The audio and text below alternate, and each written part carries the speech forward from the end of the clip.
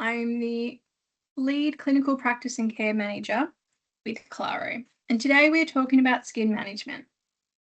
Skin integrity is not just a task on a checklist. Skin integrity is a direct reflection of the quality, safety, and dignity of supports we provide every day.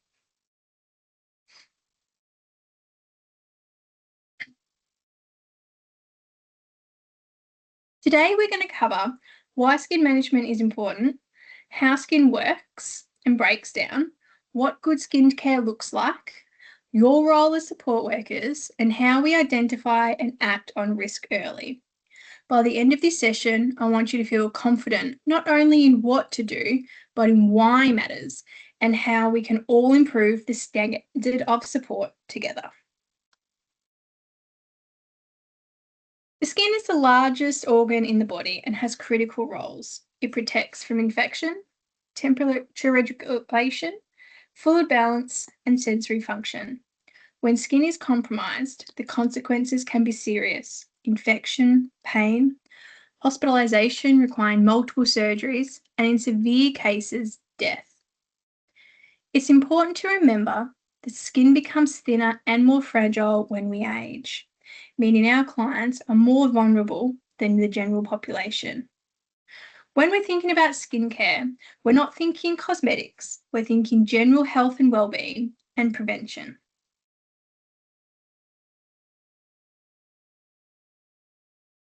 Our clients are at an increased risk of skin issues due to reduced mobility, incontinence, assistive devices like splints, AFOs, and reliance on us for hygiene. This means we have a greater responsibility. Take a moment to reflect on what you are doing and seeing your colleagues do. Are you doing the minimum, or are you delivering quality supports every time?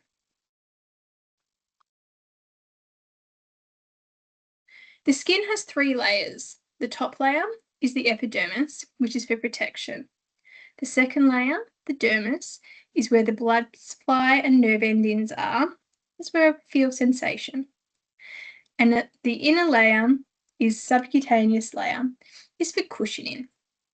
Damage to any layer increases infection risk and slows healing.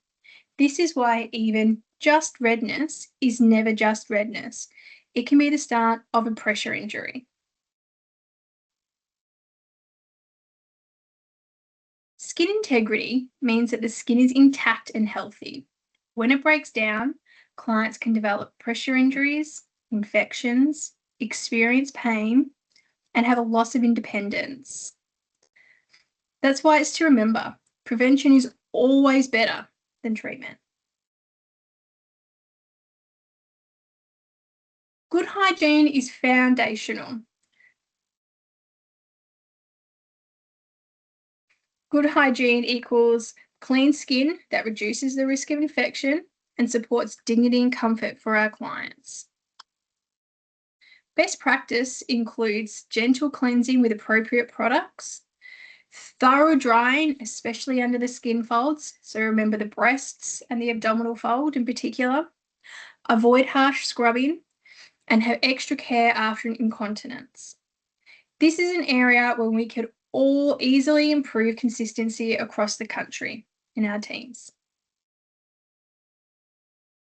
Our skin needs balance. It needs moisturizer and dryness. We need to moisturize regularly, just avoid the skin folds and the groin area.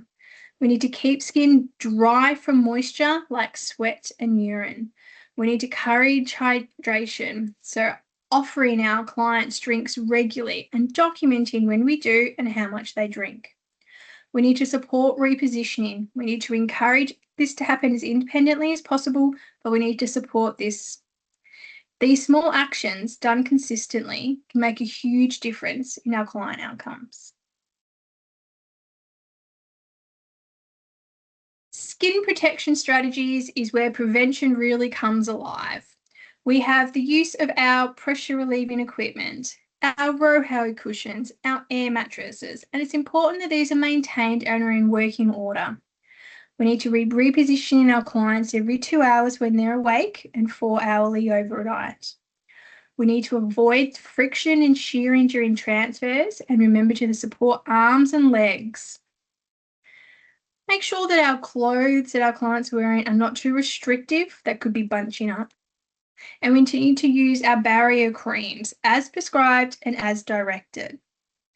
If we skip these steps, we increase the risk significantly of damage to the skin. If we do them well, we can prevent some serious pressure injuries. Skincare isn't a one-size-fits-all. In winter, our skin can become very dry. In summer, we have clients sweating more and an increase in infection risk, most particular fungal infections under the arms and under the abdominal roll.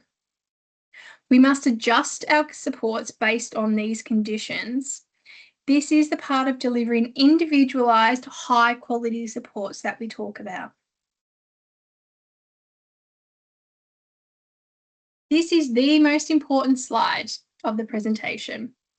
And I want to take a moment here to highlight the importance also of consent. We need to remember before we support the client in any task to attempt to gain consent from the client, and if not from the client, from their guardian. We need to explain what we are doing before we do it so the client knows what is about to happen. Our clients have a range of disabilities that impact their memory, so we may find at times we need to constantly repeat what we are about to be doing. Other clients have sensory issues and they may not be able to see or hear what we are doing, so we need to make sure that we're explaining it in a way that they can understand. Part of your role as a support worker when it comes to skincare is skin inspections. Skin inspections include a head to toe skin check, checking the whole body for redness, bruising, or any changes in the skin. Skin inspections for the majority of our clients are daily. We need to remember to always refer it to the client support plan and the skin management plan for client-specific details. Some of our clients may require skin inspections to be completed twice a day, and this will also be included in the support plan and skin management plan. When we are doing our skin checks or skin inspections, we need to be checking our high-risk areas, our heels, ankles, sacrum, elbows, under skin folds, and in under devices that they may have on, like splints. It's important that you report any change that you see immediately, contacting your line manager, putting it in a risk man, the skin issue ID form, and your progress notes. You need to make sure that you're documenting clearly what you're seeing. Again, you're doing your skin integrity check charts, your skin issue ID form, where you can highlight on the picture of the person where the skin issue is, writing it in your progress notes of where it is, and also in a risk man. It's important that you follow all of the management plans related to the clients when it comes to their skin management. You are the front line of prevention. The difference between early detection and late escalation often comes down to what you notice and act on.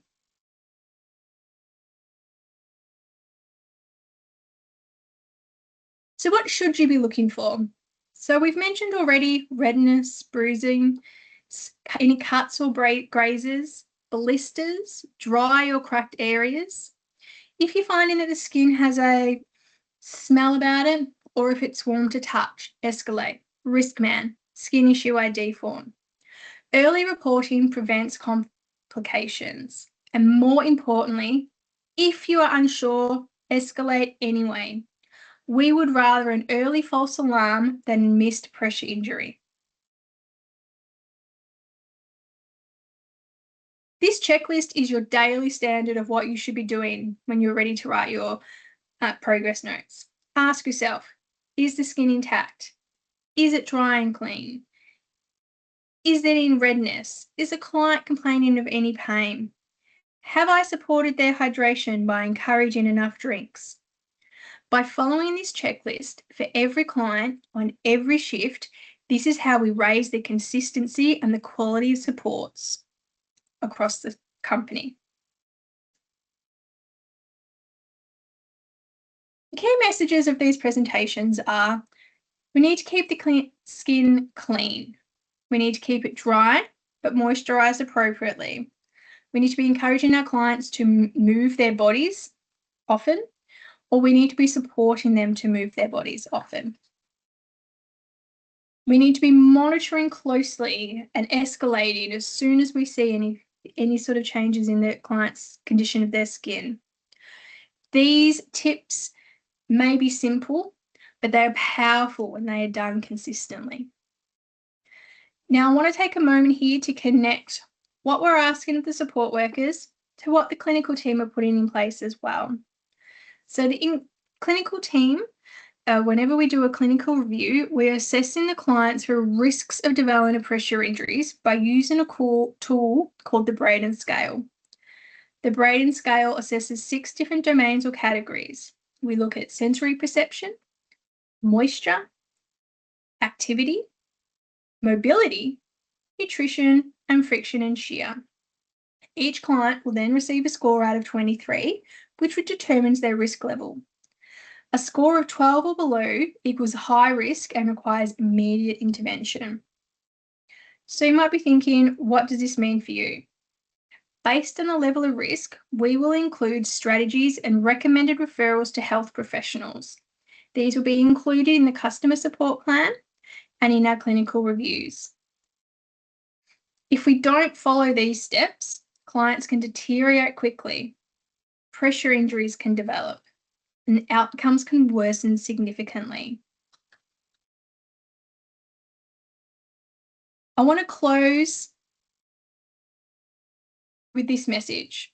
Skin management is not just a routine task. It is not just hygiene, and it's not just documentation.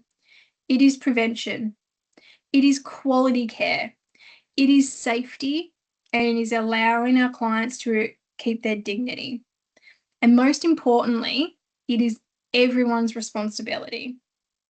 I challenge all of us to be more observant, more consistent, escalate earlier, follow the support plans properly, and treat every client as they're a VIP. Because raising the standard of quality isn't about doing more work. It is about doing the right work every time. Thank you for attending this session, and I hope you've taken away some increased knowledge about this topic. Have a great day.